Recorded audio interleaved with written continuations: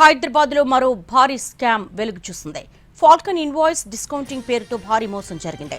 చిన్న తరహా పెట్టుబడుల పేరుతో ఫాల్కన్ సంస్థ మోసాలకు పాల్పడింది.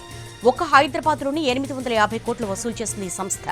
Falcon capital protection force director Kavya నల్లూరితో పాటు ఫాల్కన్ సంస్థ వైస్ ప్రెసిడెంట్ పవన్ కుమార్ ఓదేలును అరెస్ట్ చేశారు.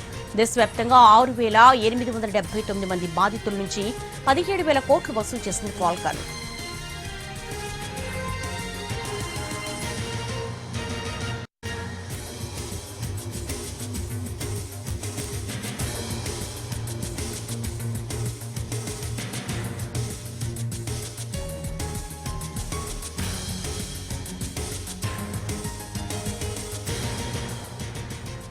హైదరాబాద్ లో మరో భారీ స్కామ్ వెలుగు చూసింది.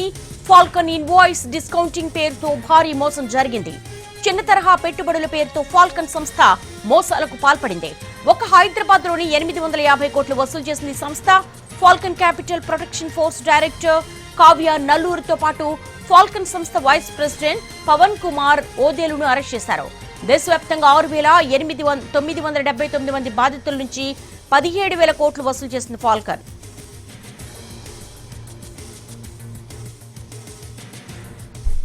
హైదరాబాద్ లో మరో భారీ స్కామ్ వెలుగు చూసింది. ఫాల్కన్ ఇన్వాయిస్ డిస్కౌంటింగ్ పేరుతో భారీ మోసం జరిగింది.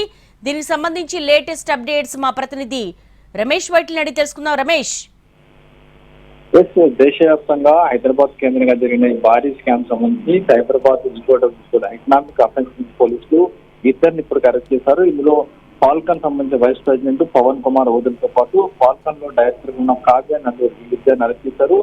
మిగతా 8 మంది పరారులో ఉన్నారు. దీంట్లో ప్రధాన వ్యక్తులు అమర్జీత్ కుమార్ మేనేజింగ్ ఎండీగా ఉన్నాడు. ఇతను ఫాల్కన్ క్యాపిటల్ వెంచర్స్ పేరుతోటి మొత్తంగా దేశవ్యాప్తంగా ఒక పెద్ద కంపెనీ ఏర్పాటు చేశాడు. ఇవి యాప్ బేస్డ్ బిజినెస్ చెప్పవచ్చు. చిన్న పెట్టుబడులు పెడితే ఈ పెట్టుబడులను తీసుకువెళ్లి ప్రముఖ కంపెనీలలో పెట్టుబడి పెట్టి ఆ మేరకు వచ్చిన లాభాల మొత్తం కూడా మీకు పంచుతాము, లేకపోతే పెద్ద మొత్తంలో వడ్డీలు ఇస్తామని చెప్పి ఆ మేరకు నమ్మించారు. దేశవ్యాప్తంగా దాదాపు 6,979 మంది నుంచి 1700 కోట్ల పైకి డబ్బులు రికవర్ అవుతుంది. దాంతో పాటుగా బిఎస్సీ ఎన్ఎస్సీలు కూడా వీళ్ళు స్టాక్ ఎక్స్చేంజ్ కూడా లిస్టింగ్ అవడం జరిగింది.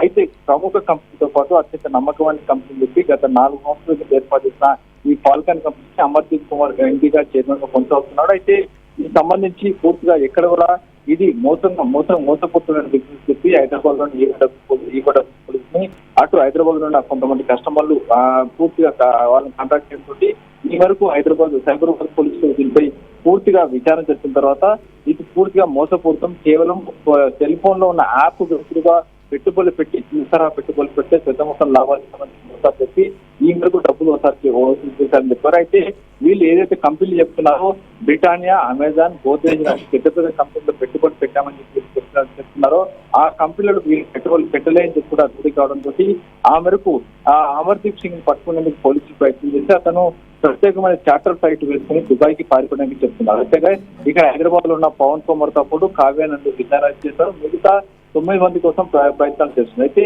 ఈ అమర్దీప్ మొత్తంగా 14 కంపెనీలు ఏర్పాటు చేయనుంది. క్రిప్టో కరెన్సీతో పాటు trade, blue life international, future resort, prestige, Falcon international, RTP, MBR, capital Technos, Vigo global, Ojas, ఆష్బ్రాక్, వెల్ఫెల్, సొసైటీ అంటే మొత్తం 14 కంపెనీలు ఏర్పాటు చేసి ఆ మేరకు వివిధ కంపెనీల ద్వారా కస్టమర్లను ఆకర్షించి చిన్న పెట్టుబడికి పెద్ద మొత్తంలో లాభాలు ఇస్తామని చెప్పి ఆకర్షించి ఆ మేరకు డబ్బులు వసూలు చేశారు.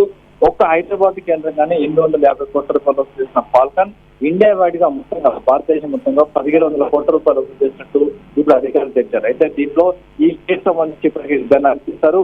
అమర్దీప్ కుమార్ పట్టుకునేందుకు ప్రయత్నించారు. దుబాయ్ పారిపోయాడు. ప్రత్యేక చార్టర్ ఫ్లైట్ లో దుబాయ్కి వెళ్ళిపోయినట్టుగా అధికారులకు గుర్తించారు.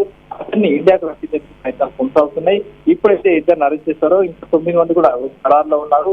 వాళ్ళందరూ కూడా అరెస్ట్ చేస్తాం, రిమాండ్ పంపిస్తామని చెప్పి అలాగే చెప్తాను. ఇది కూడా బిఎస్సీలో లిస్టింగ్ అయిన ఒక ప్రముఖ కంపెనీ పేరు చెప్పుకుంటున్న ఫాల్కన్ కంపెనీ హైదరాబాద్ కేంద్రంగా మొత్తంగా 850 కోట్ల రూపాయలతో హైదరాబాద్ లో ముందే దేశవ్యాప్తంగా 1700 కోట్ల రూపాయలు ముంచిన ఈ ఫాల్కన్ కంపెనీ పైన ఇప్పుడు కస్టమర్లు పూర్తిగా లవ్వద్దులుగా పడుతున్నారు. పోలీసులు ఆశ్రయిస్తున్నారు. అయితే రేపటి నుంచి ఇప్పటికే చాలా మంది ఫాల్కన్ బాధితులు పోలీసులు ఆశ్రయించారు. రేపటి నుంచి పోలీసు సమయం చాలా మంది పెద్ద ఎత్తున బాధితులు వచ్చే అవకాశం ఉంది. దాదాపు ఒక్కొక్కరు కోట్ల రూపాయలు పెట్టుబడులు పెట్టిన వాళ్ళు ఉన్నారు. వాళ్ళందరికీ మోసపోయినారు. వాళ్ళందరి పరిస్థితి ఏమవుతుంది చూడాల్సిన పరిస్థితి ఉంది. Devi. All right Ramesh, thank you.